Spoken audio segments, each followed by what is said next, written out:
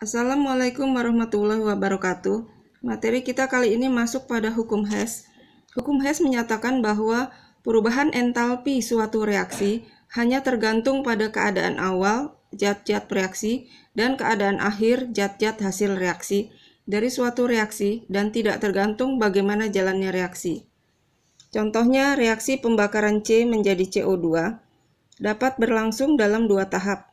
Tahap pertama, C ditambah setengah O2, dia akan menjadi CO, delta H-nya A kilojoule. Sedangkan tahap kedua, CO yang tadi bereaksi lagi dengan setengah O2 menjadi CO2, delta H-nya B kilojoule. Ini dinamakan tahap tidak langsung. Sedangkan tahap langsungnya, C ditambah O2, dia langsung membentuk CO2. Delta H-nya A ditambah B. Ini tahap langsung. Nah, tahap ini atau reaksi pembakaran C menjadi CO2 ini bisa juga digambarkan dalam bentuk siklus energi. Nah, seperti ini siklus energinya. Jika C ditambah O2, dia akan membentuk CO2. Ini delta H1. Sedangkan dari C ditambah O2 menjadi CO ditambah setengah O2, ini delta H2. Dari CO ditambah setengah O2 menjadi CO2, ini delta H3. Nah, dari siklus energi ini bisa dibuat rumus. Rumusnya kita lihat dari arah panahnya, yaitu panah yang searah sama dengan panah yang searah. Panah yang searah sama dengan panah yang searah. Panah yang searah yang mana? Delta H1 sama dengan, ini searah nih. Berarti delta H1 sama dengan delta H2 ditambah delta H3. Nah, seperti ini. Panah yang searah sama dengan panah yang searah. Delta H1 sama dengan delta H2 ditambah delta H3. Nah, ini juga bisa dibuat dalam diagram tingkat energi seperti ini. Jadi dari C ditambah O2 membentuk CO ditambah setengah O2, ini delta H2.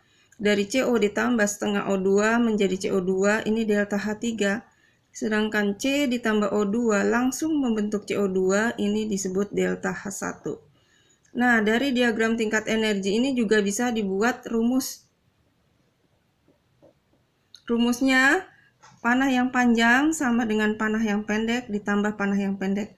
Jadi, delta H1 sama dengan delta H2 ditambah delta H3.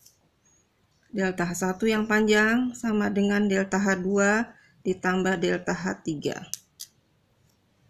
Silakan dipahami. Setelah itu kalian coba kerjakan soal-soalnya, ada di sini. Nah, ini soal-soalnya. Soal nomor 1. Soal nomor 2.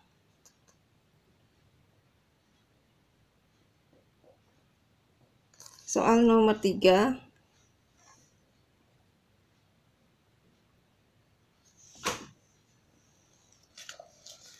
Dan ini ya, soal nomor 16.